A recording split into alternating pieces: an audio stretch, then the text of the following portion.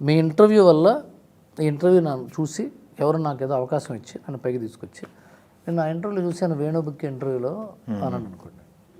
నా మనసులో వేణు బిక్కీ గారి ఇంటర్వ్యూ వల్ల బలన అవకాశం నాకు వచ్చిందని నేను గుర్తుపెట్టుకోవాలి. వేణు బిక్కీ ఇంటర్వ్యూ ఏదో చిన్న బ్రిడ్జ్ అంతే, నా టాలెంట్ వల్ల అనుకుంటే నేను సెల్ఫ్ మేడ్. Okay okay. మీరు నాకు చేసే సహాయం ఏదో ఆశించి కాదు, అది మీ నేచర్ కదా.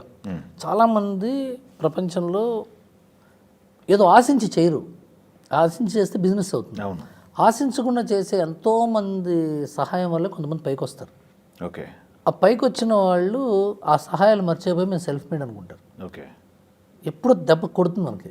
అప్పుడు తిరిగి చూస్తే ఇంతమంది నాకు చేసింది, థ్యాంక్ యూ కదా, అదే థ్యాంక్ యూ కదా అని చేసాం. కాకపోతే ఆ పీరియడ్ అలాంటిది కాదు. ఆ సినిమా రిలీజ్ అయ్యే టైంకి అవును ఒక బింబిసారా, సీతారాము ఆ సినిమా అవి కూడా ఆగస్టులో రిలీజ్ అయినాయి. జూలై, జూన్ అన్ని ఫ్లాపుల మధ్య తెలుగు ఇండస్ట్రీ ఏంట్రా పరిస్థితి అన్నప్పుడు వచ్చింది థ్యాంక్ యూ. అవును. పాపం రాజు గారు 2 months ఆగి చేద్దాం అనుకున్నారు రిలీజ్, కానీ కుదరలే. అప్పుడు తర్వాత ఓటీటీలో బాగా సక్సెస్ అయింది, బాగా మంచి పేరు వచ్చింది. రైట్స్ ఓకే అవుతాయి. అసలు మనం జయాపజయాలు అనేవి చాలా